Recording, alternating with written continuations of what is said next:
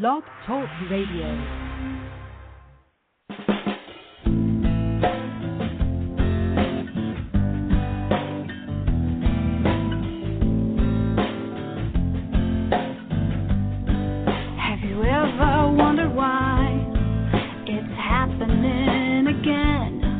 Welcome to MindShifters Radio with your co-host, the Forgiveness Doctor, Dr. Michael Ryce, and his wife, Jeanie. Michael and Jeanie share with you the wisdom of the ancient Aramaic internal process of forgiveness.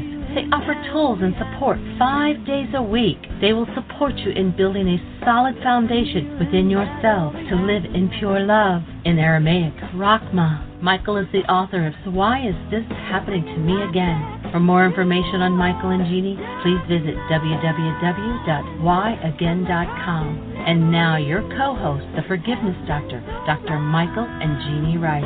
To the brightness within you and the truth that is rooted within me. Hi, and welcome to MindShifters Radio with Dr. Michael Ryce. We welcome you to the show. Our call-in number is 646-200-4169, and we're having baby day today. We're playing with their little granddaughter. Dr. Tim and David are both with us on the show, and welcome Michael to the show. Thank you, sweetie. Welcome, everybody, to MindShifters Radio. We have a project at hand we invite you to engage in. We want you to be part of the team that changed the world. And what exactly is that project? Well, we're looking to create a space on planet Earth, throughout the Earth, that is safe for human life to show up. What's human life?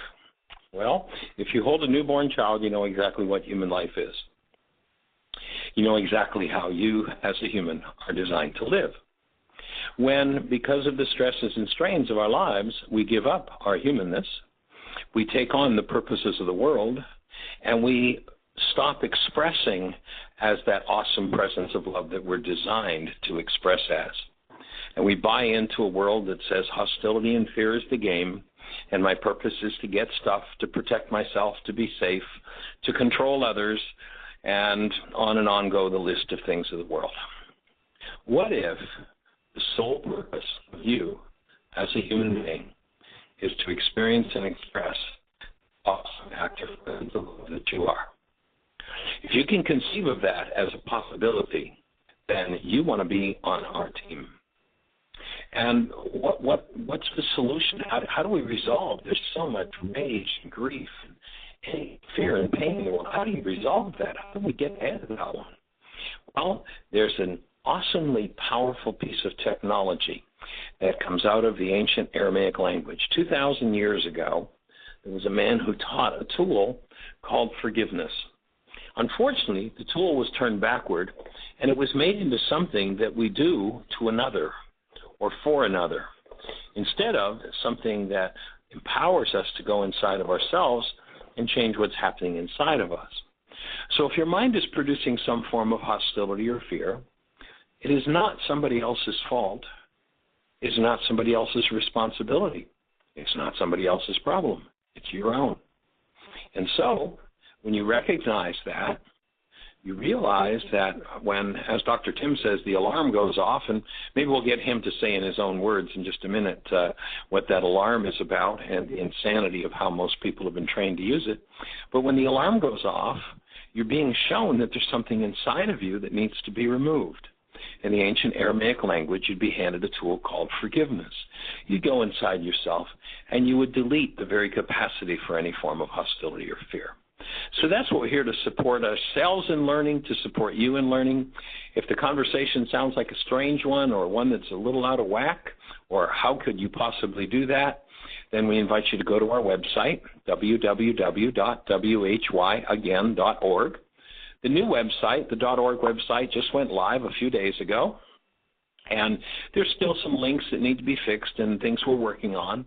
And if you jump on the site and start to look around and you find anything that's not working properly or you have any suggestions for us, if you just hit the administrator down at the bottom of the page with an email, then we'll make those corrections. So we would appreciate your support in doing that.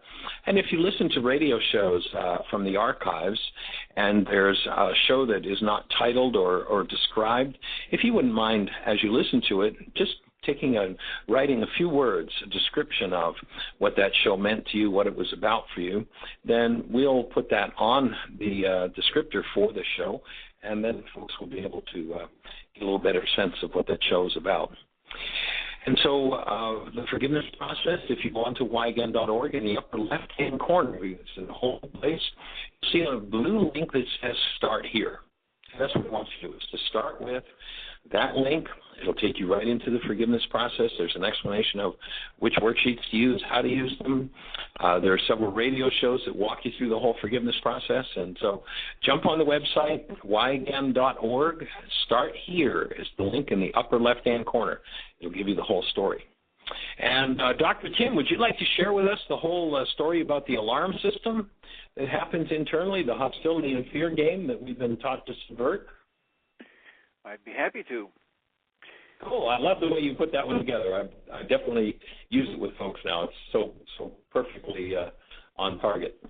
Well, the idea is that we have a lot of people that come into our support group, the MindShifters support group, and get exposed to this work, and they have a misunderstanding. They think that when they listen to what we're saying, they come away with the idea that we're saying that emotions, that our negative emotions, are bad, that anger is bad and fear is bad, and they want to really cling to their anger and fear. And I say, well, that's quite all right. We're not saying that anger and fear are bad. What we're saying is that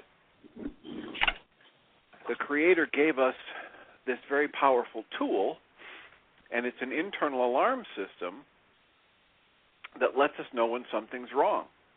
And internally, I get the feeling of anger or fear or sadness or rage, any of the negative emotions, and that's my internal alarm system going off. The difficulty is that the culture has trained us to believe that when my internal alarm system goes off, that means something outside of me is wrong. You're to blame, he's to blame, it's to blame, these circumstances are to blame. And to think that when I get angry, someone else is to blame is just as crazy as if I'm at home at night and the smoke alarm goes off in my house, and I wake up and I call the fire department and ask them to go to my neighbor's house 3 blocks down. Because if the alarm's going off in my house, that means there's a problem in my house. If there's a negative emotion going on within my mind-body energy system, that means there's a problem within my mind-body energy system.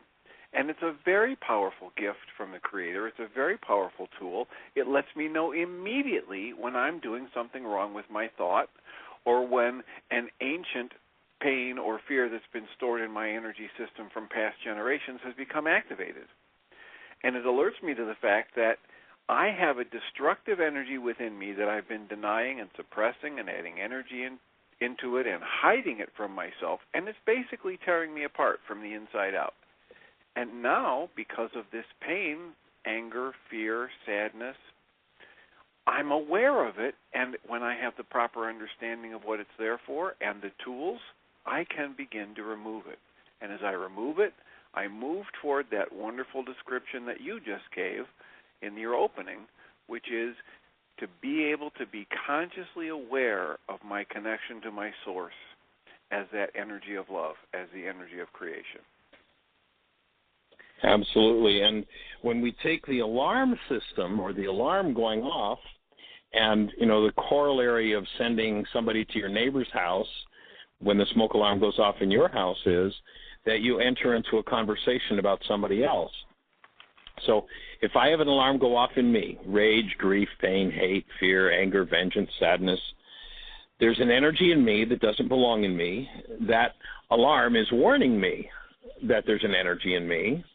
But when I have that energy in me and I go into a conversation about somebody else, that's like sending the fire department to somebody else's house for the fire that's in my house. Cancel the thought. So when I recognize there's hostility or fear going on in me, and I enter into a conversation about another, I just went into a state called denial.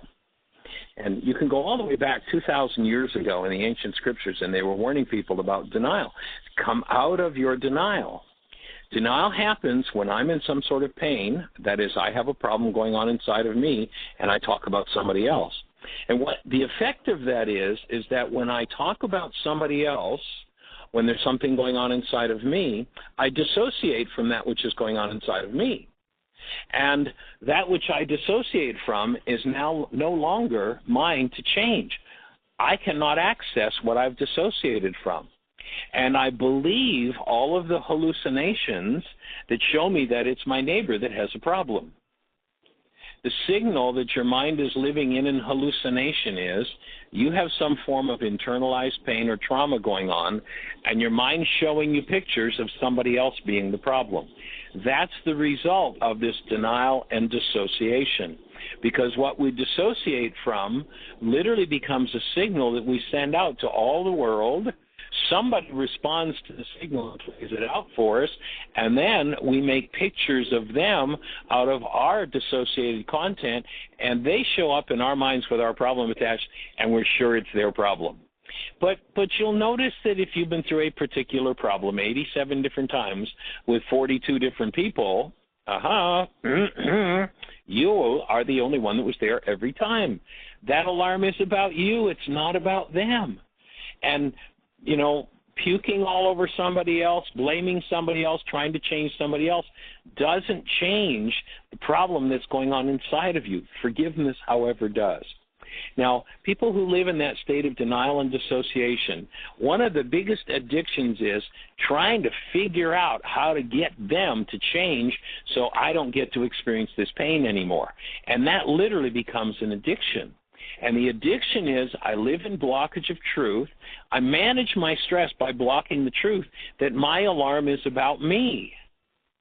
And when I do that, I simply increase the stress, increase the problems, increase the externalization of the whole game, and things get crazier and crazier and crazier.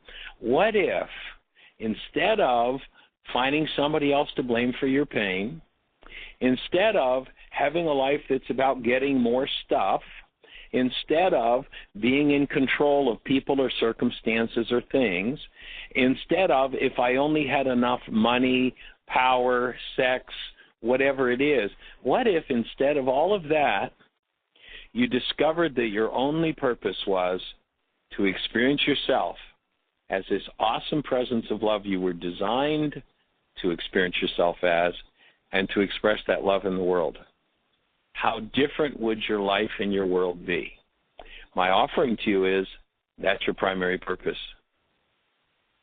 To experience yourself as this viable, awesome presence of love.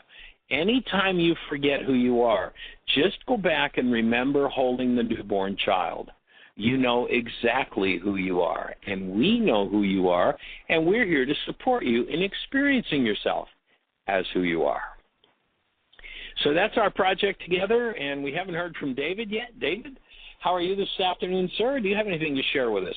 It's an awesome sunny day. I'm sitting in the backyard in St. Louis, my daughter and son-in-law's backyard, and we're getting this afternoon to play babysitter with our 8-month granddaughter, Adeline Norris. So we're just so delighted. And David, do you have anything to share with us? Anything on your mind today? No, I've gorgeous day here at Heartland. It's quiet and peaceful, and looking forward to hearing from some participants on the show, see if there's any way that we can support them. Yes, well, that's for sure what we're here to do. And so our call-in number is 646-200-4169. If you have a question about anything that we've said, if you have a question about any of the tools we're talking about, we invite you to pick up the phone, call us, and when you get through to 646-200-4169, then hit 1, and when you do, that will put your hand up in the control panel, and Jeanie will know that you want to be on the show, that you have something to say. And if you're from a station that isn't registered in our control panel, if you call in on that number, 646-200-4169, put your hand up, we'll have a conversation. And we would love to hear your questions, your thoughts, your answers, your ideas. So, Jeanie, do we have anything happening in the chat room?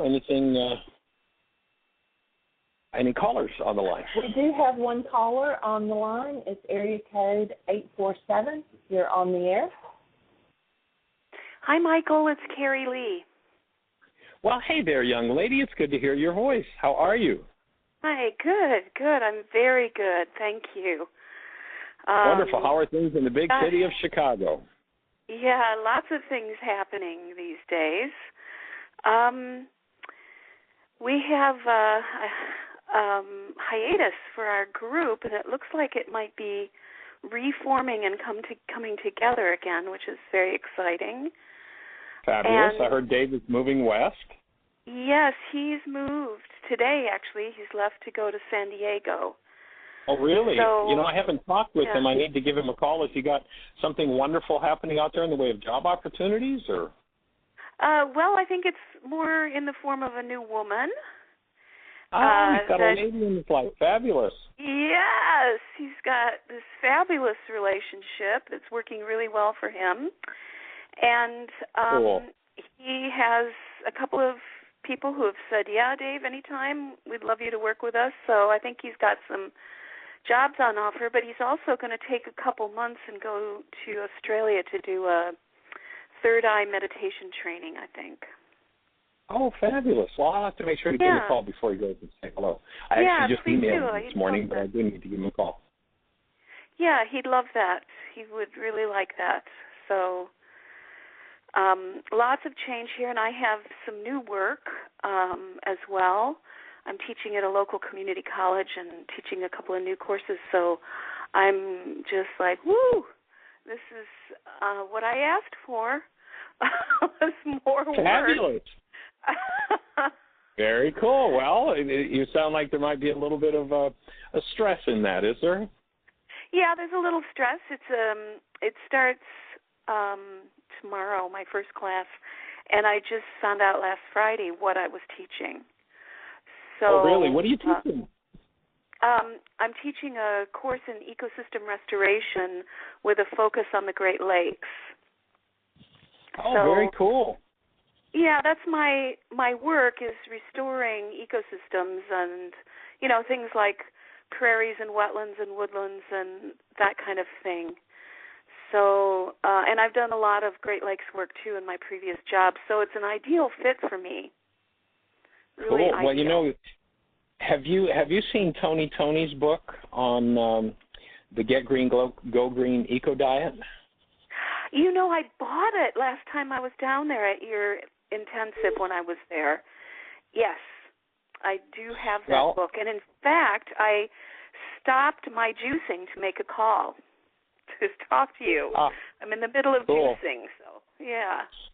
Well, that's fabulous, but it's a great tie-in because, the whole thesis that Tony created is that all disease in the human structure is as a result of acid rain that forms within our internal ecosystem, the same as external ecosystems, when we put energies in that don't belong, in our hostility, our fear, our warnings that we're in an acidic state, we're thinking acid thoughts, creating acid energies, as well as then usually people being attracted to acid foods.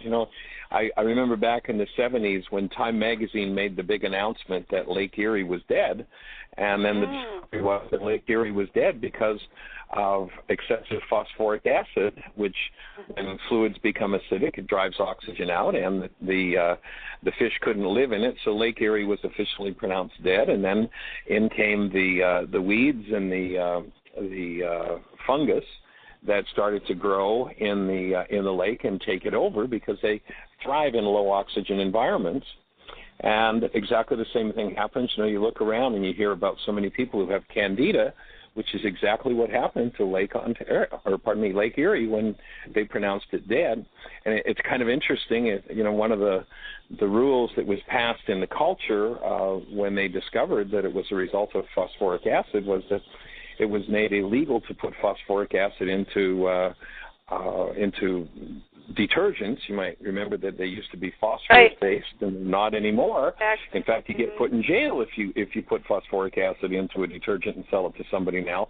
However, it's interesting that our schools are being paid off by companies that manufacture drinks for little kids, and one of the base elements in the drinks is phosphoric acid, along with sugar and caffeine. They wonder why they're all the problems.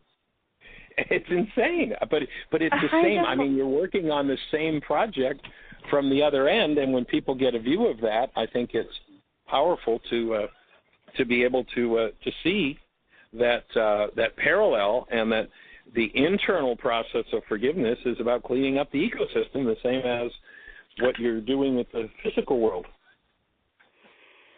That's so a great pretty cool connection. tie-in. That's a really great connection. Thanks for making that. Yeah, that's really. And I could see, with your teaching and such, what the people you're working with is, because it's hard for someone who has an internal problem to try to clean it up in the external world without cleaning up in the internal first. And it's exactly the same problem. And so it would be a perfect way to invite people in to do their internal work to clean up their own internal ecosystem, which Toni really lays out well if you haven't read that part of her book, that cleaning up the internal ecosystem, and we will see and have a better sense of how to clean up the external, because we won't be polluted with the same thing on the inside as going on the outside, and blocked in what the possibilities are.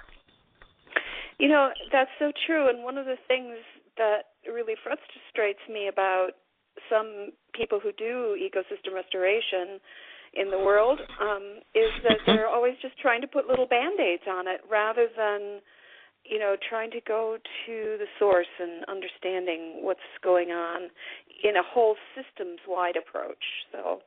Exactly. And I think that the whole system-wide approach has to include the individuals who are at the head of the polluting process, because when they stop polluting themselves, they'll be able to see what they previously couldn't see. And so I think an important part, the old adage in the ancient wisdom was as above, so below. And it's the human mind and emotional structure that guides humans to function the way they do, and when we pollute ourselves internally, then it seems natural to pollute externally. When we clean up internally, we'll all of a sudden go, oh my God, look what we've done out here, we need to clean this up, and it just moves to a whole other level of power. Not just a level of power, but a whole new level of awareness and understanding. Exactly. Yes. Yeah. Oh my gosh, that's awesome. big. Congratulations on your new function there. That's pretty cool. Or your renewing of your process. Yeah, there. and it's so interesting because as I'm getting closer to teaching, I've been feeling this need to clean myself up. So I've started juicing it. It's what just like, that was like an intuitive thing for me. So that's really, really good. Listen, well, I think that's a good example of exactly what I'm suggesting is you teach these students, and they start to work at the cause level in themselves, the external. It just becomes natural to clean it up, and the insight and intuition is just amplified tremendously. So that's fabulous. Yeah, it is good. Thanks. One of the reasons also that I called is that at our last session a couple weeks ago, we were listening to some of your CD on codependency, and I was having a question because, as you know, I'm working on raising the vibrational level of my own relationship. However, my husband doesn't do this work. Although he's open to the work, and he's open to the concepts of working on our relationship, which is great. Right. So he has listened to a couple of your DVDs. However, I was like wondering, how do I take your recommendation to enroll someone in my healing? So how you have people say to the person who's their trigger in their relationship, would you assist me with my healing? I have some stuff coming up inside me that, is not working for me, and I'd love you to help me. So how do we go about that without making the other person wrong? Because, so for example, a little thing, we had a trip for 3 weeks. We were gone to Europe to see our grandkids, and we came back, and his suitcase was kind of half unpacked, everything left lying around for several days, more than a week, and I didn't say anything. So I thought, okay, how do I say something with, number one, my goal is not to get him to pick his stuff up, okay? I recognize that the goal is to heal myself. Let's stop there. So notice that you're focusing on what you don't want, not to get him to pick his stuff up, which, if you remember from the intensive, we talked about a thing called regulatory speech. And that regulatory speech always tells us what's going on under the surface. So when I say, well, it's not to get him to pick his stuff up, then what I know is the file in my mind where my disturbance is around him not picking his stuff up. So that, yes, and that's the old way of thinking that's creeping in there, because what I did recognize, however, is that it's about my healing and I don't want to make him wrong.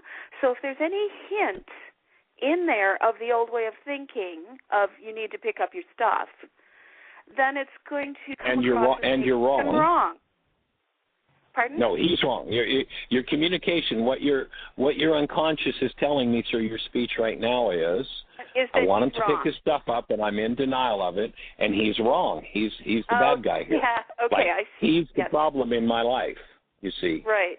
It's not me, and that's the whole, if you were on when we started the show, we talked about denial and dissociation. So when I deny and dissociate something that's painful in me, I have a conversation about somebody else. So here I am in some sort of disturbance over what appears to be an external mess.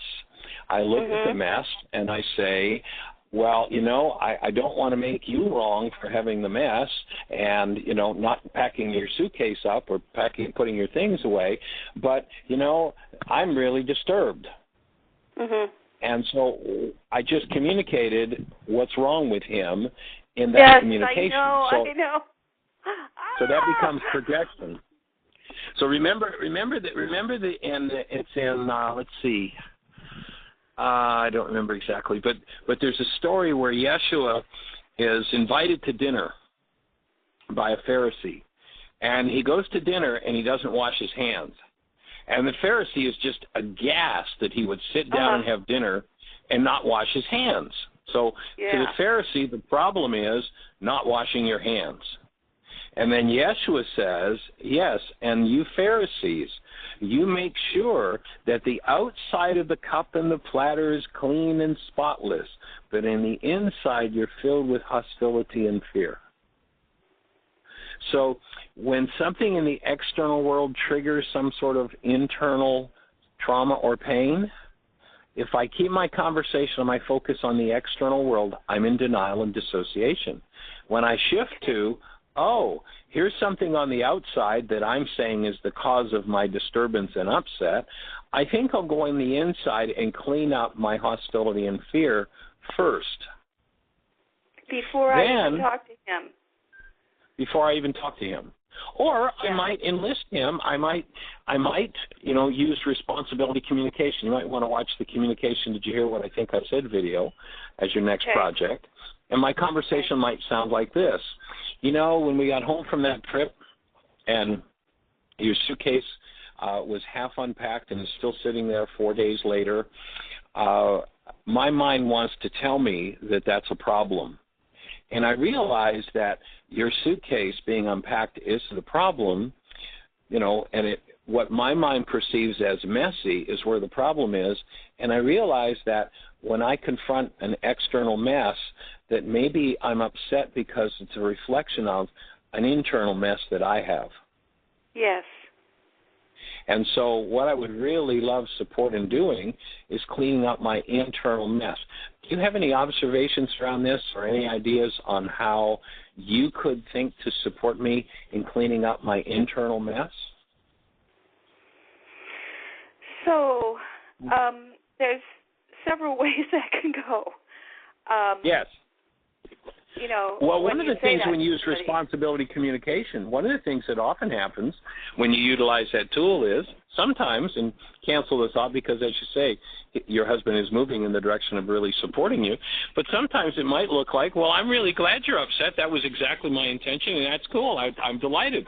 I hope you're there for a long, long time. Yeah, or it's your problem, deal with it. Right. Or it's your problem, deal with it. So the responsibility communication tool is an invitation to bring somebody who really is there for you into support by owning what's yours and asking for support and healing it. And if you don't get that response, then that's why we have a whole series of other tools. So that's when I start with the worksheet, and I start in number 1A, what I perceive as a mess is number 1A. And number 1B, every time I look at it, I'm in frustration. And number 1C, what's the feeling? The feeling's anger, frustration. What's my thought?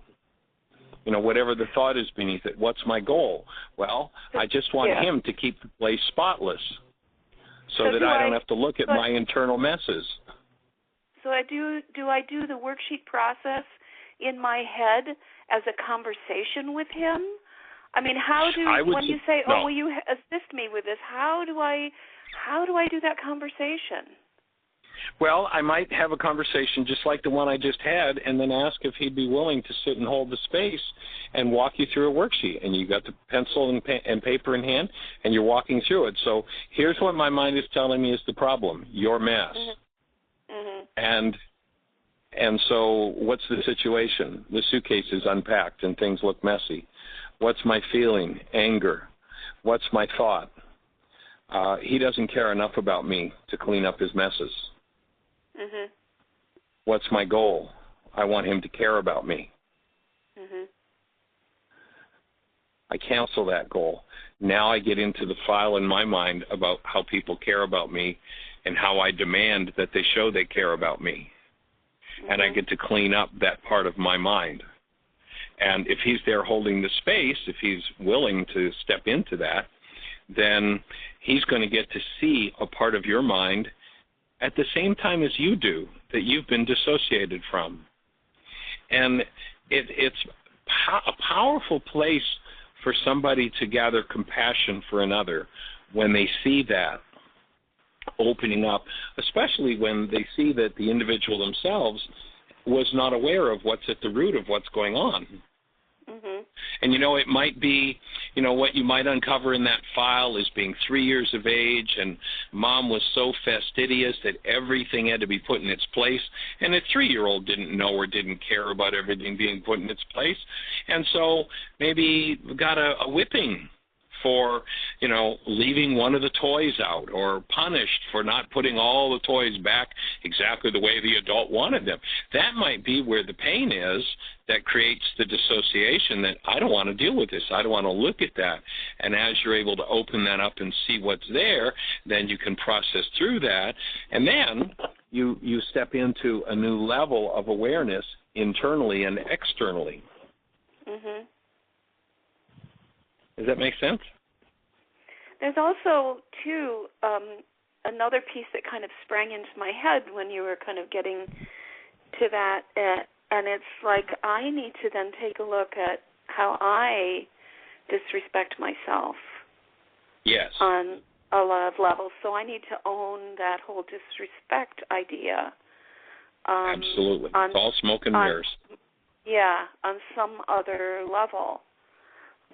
Besides, making it these external things like, oh, this isn't happening or that's not happening. Right. Yeah.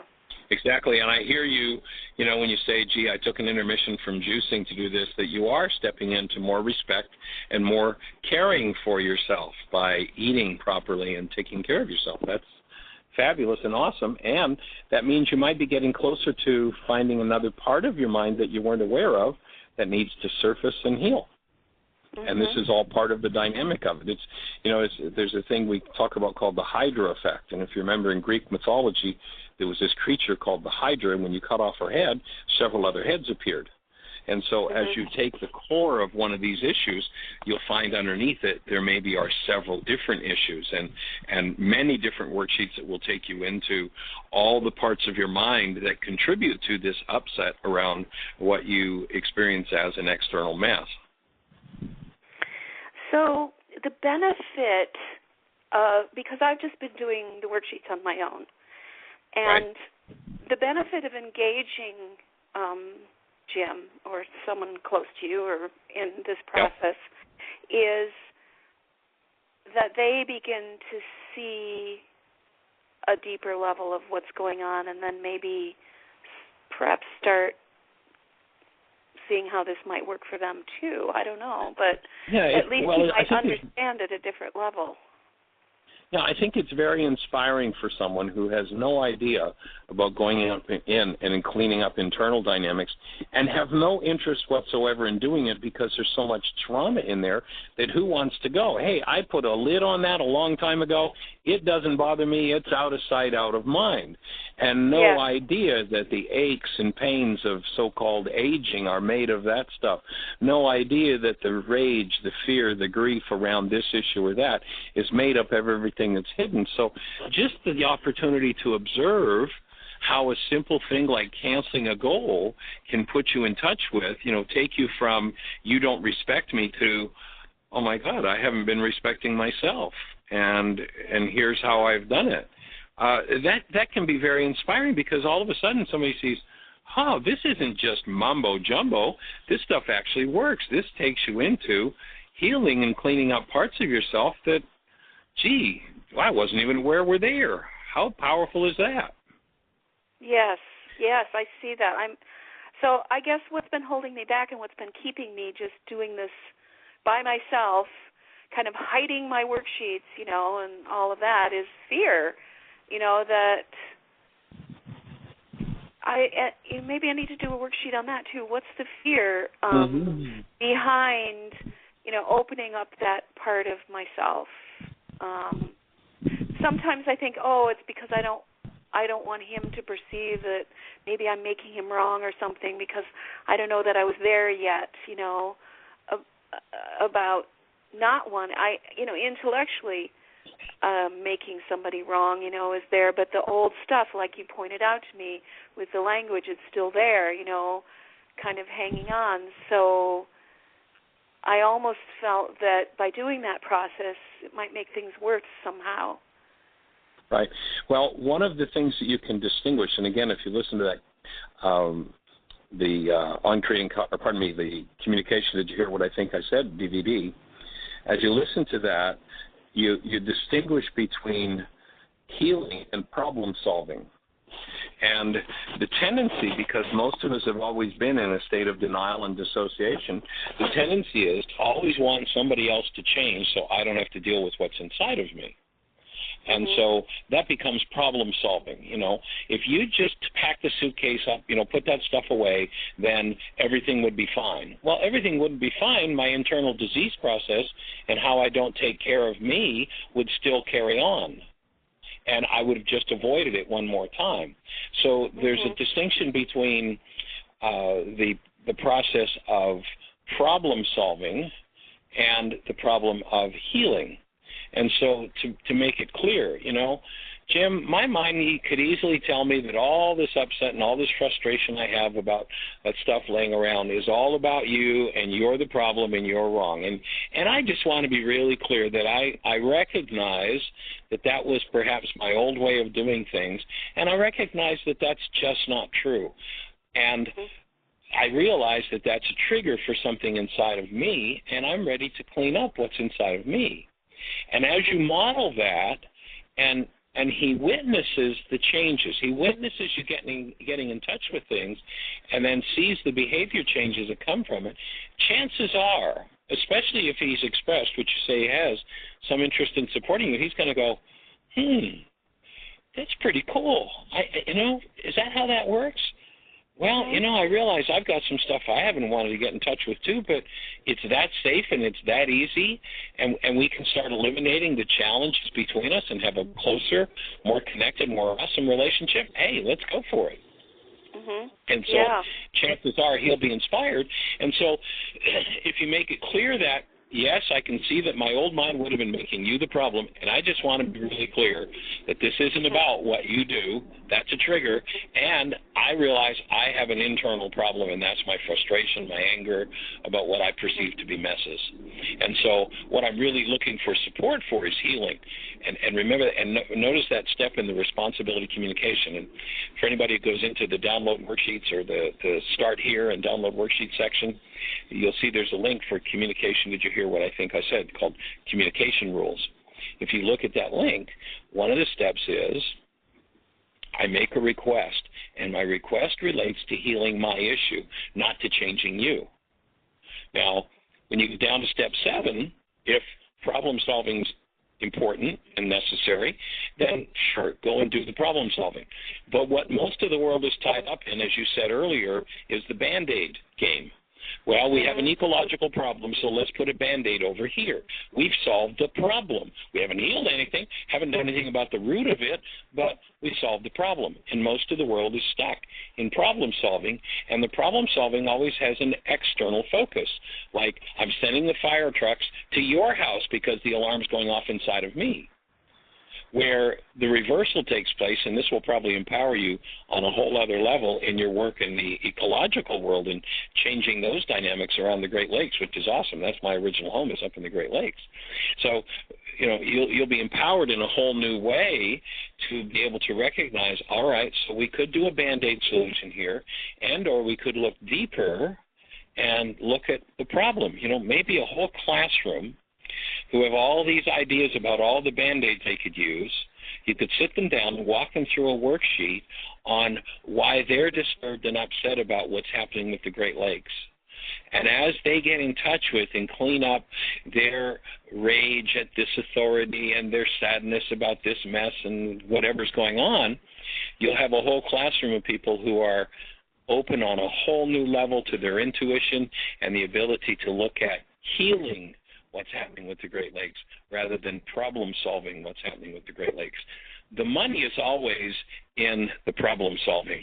And that's one of the challenges with our world. I don't care whether you're looking at the drug war or, the crime war or the international wars. It's always trying to solve a problem, whether it's the so-called process of healthcare where let's see if we can find the problem, put a Band-Aid on it. Here, we've got a pill, we've got a drug that'll take these symptoms away. See, now you're better.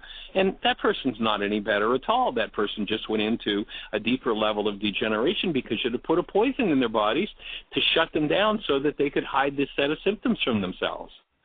Where the reverse in true healing is, well, I get to look at what's going on in the deeper level. I clean that out, I clean that up, and then I make external changes inspired by a healed state rather than forced through problem solving. And it just tends to be very inspirational to everybody involved. Dr. Tim, do you have a thought to share on that? I have a sense that you might have some input there.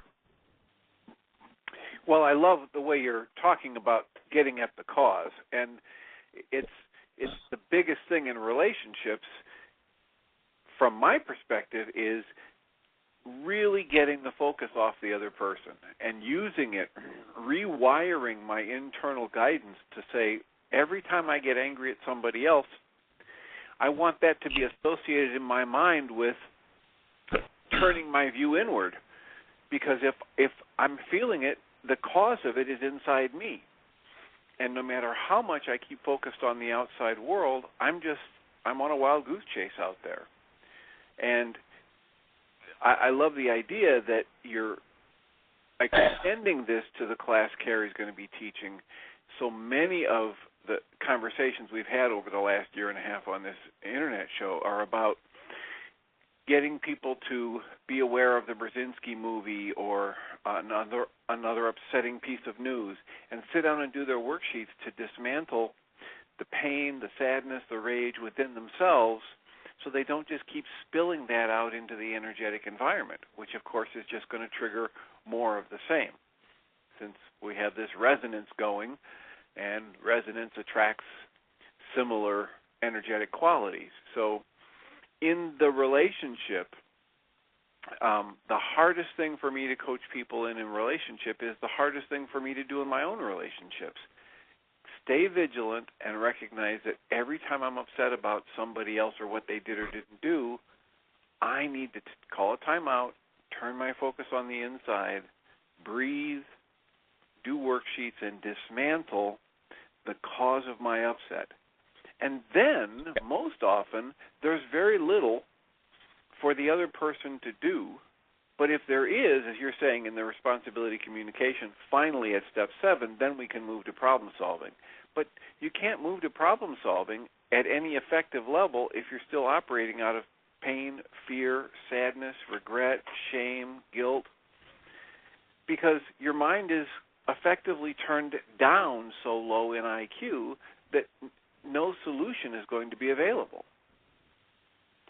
Exactly. The hostility and fear and the appearance that something is caused from the outside, it defiles perception and really compromises intelligence, where the genius really starts to show up when we dump and get rid of, when we forgive the hostility and fear and step into true functioning as a human being, which means we bring this awesome human genius called a human life into play in whatever's going on in our world. Yeah, not too long ago I had a trial attorney in my office asking about a relationship issue, and I tried to explain this to her, that when I'm in anger or fear or sadness, my IQ is lowered. And she looked at me very quizzically and said, well, that's not right, and how can you say that? And I said, well, you're a trial attorney. What's the first thing you want to do when you get an opposing witness on the stand? Do you want them to stay calm and feel loving and open and accepting of what's going on? And she said, no, we're trying to get them, unbalanced. We're trying to get them to be either angry or afraid that they might say the wrong thing, because that's when they make a mistake. And as we want their IQ to go down. Right. As she said the words, the light bulb went off, and she got it. And I said, and that's what we're talking about. My IQ goes down to about 0 when I'm angry or fearful. She said, okay, I get it. Because it's so well known. I mean, everything that is known in the culture. It's just that the culture has twisted it to its own ends, and the ego has twisted it within me to its own ends. And the ego's own end is perpetuation of the ego. Right. Exactly. Keep the insanity going. David, do you have any thoughts for Carrie? I know you guys are good buddies from years ago in Chicago. Do you have any input for Carrie? Good to hear you're still doing your work, Carrie, and you always have my support. Thank you. So do you have any thoughts for Carrie, David? No, I think that you guys have covered it pretty well. Cool.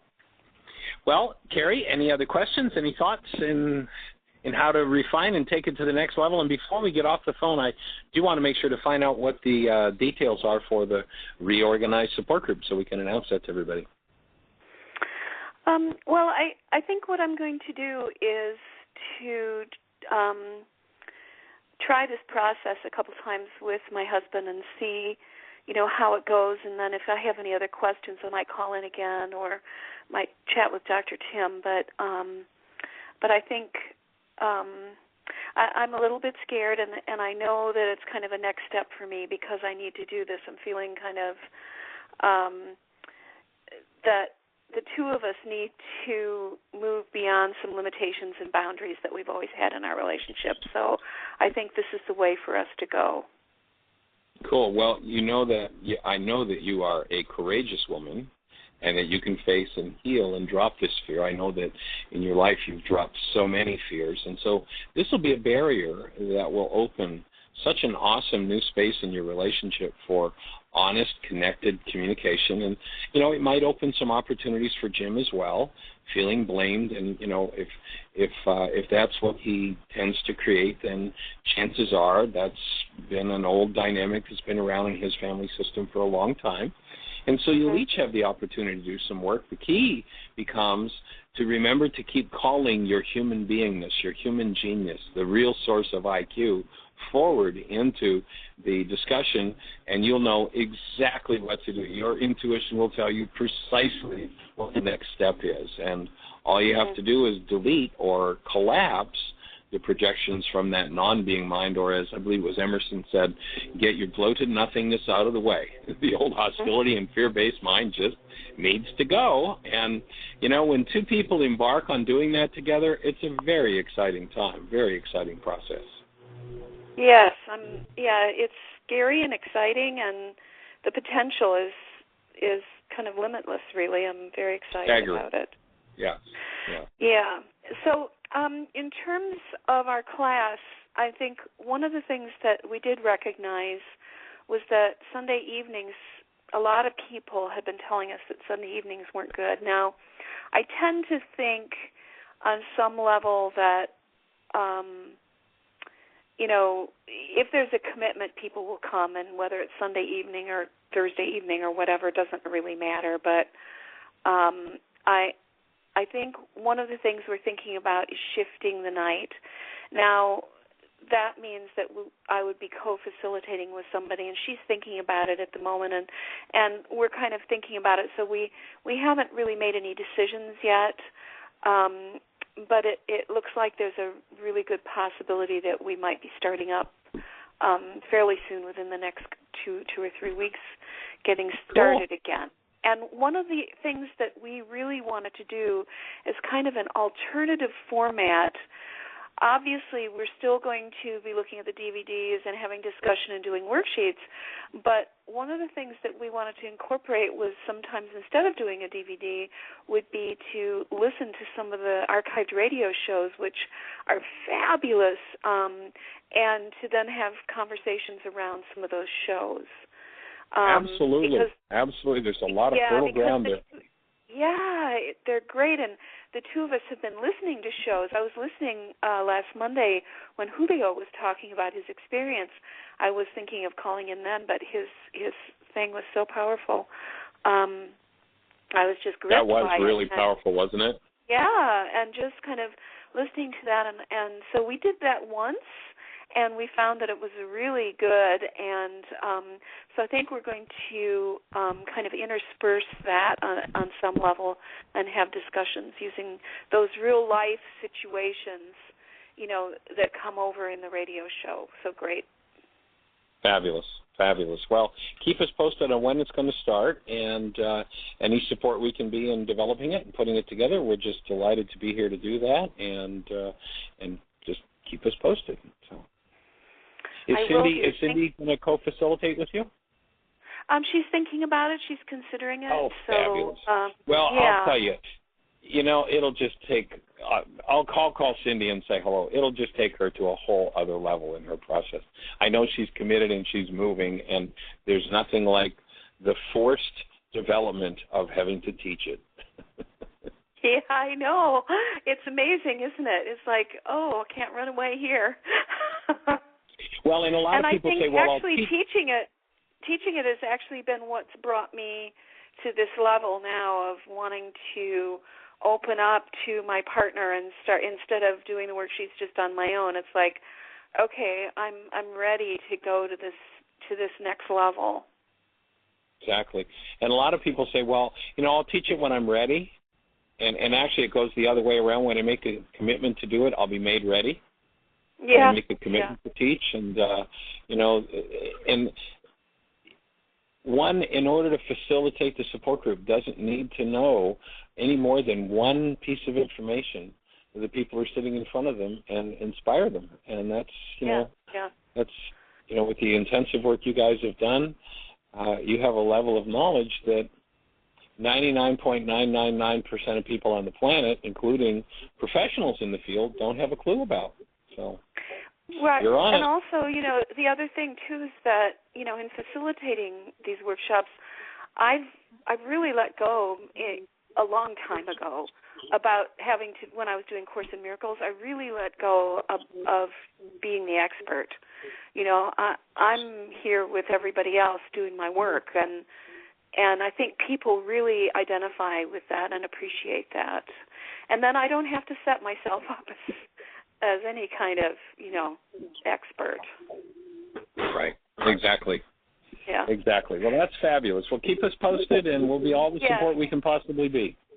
Yes, I'll call and Cindy and say hi to her. Dr. Tim has been very supportive and great, and thank you, Tim.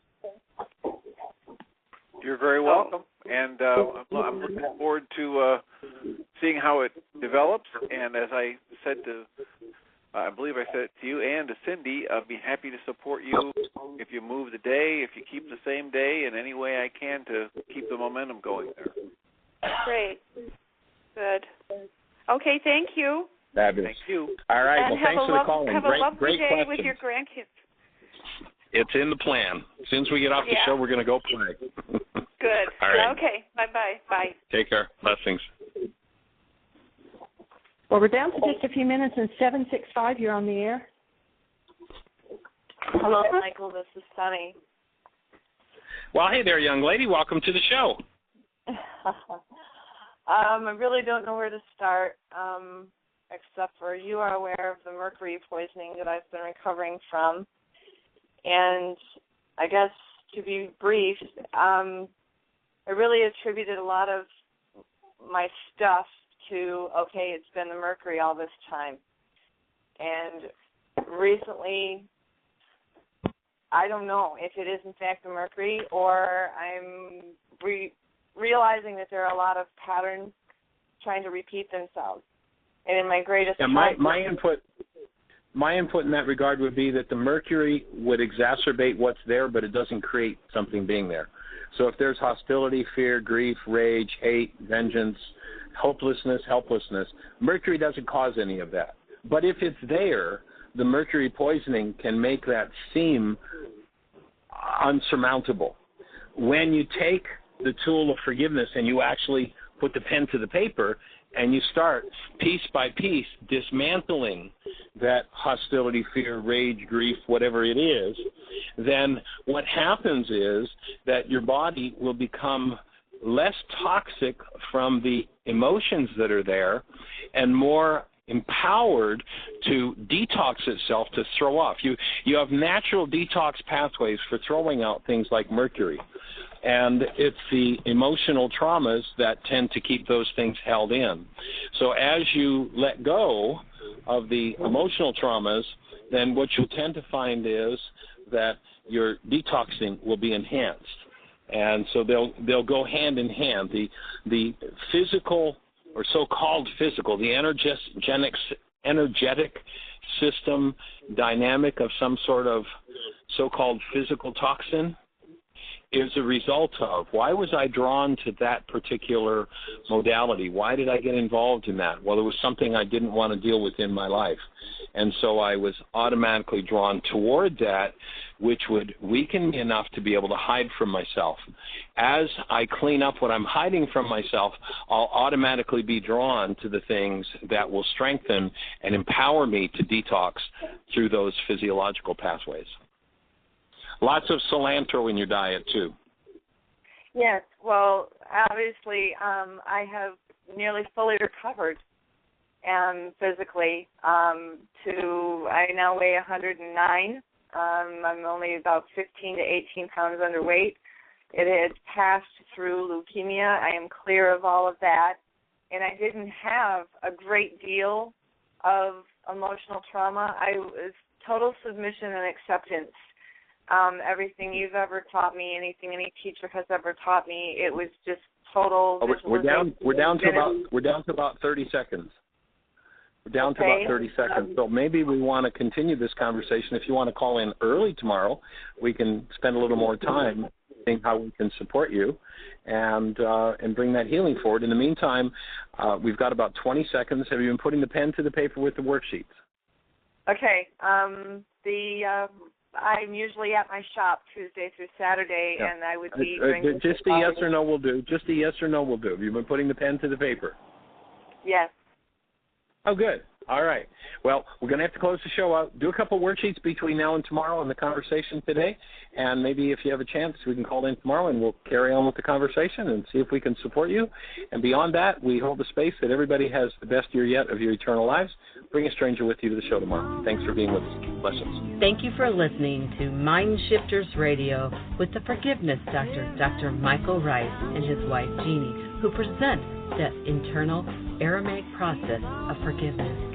Michael and Jeanie are here every Monday through Friday on Earth Angels Radio. For more on Michael and